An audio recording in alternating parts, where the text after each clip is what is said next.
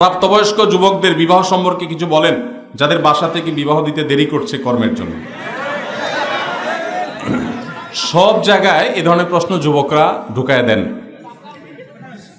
যে যুবক লিখছেন কর্মের জন্য বাসা বিয়ে দিচ্ছে না, আপনি মনে করছেন আপনার পক্ষে আমি ওকালতি করব। আপনি কাজ যখন করেন না, শরীয়ত তো আপনাকে বিয়ে করতে বলে না।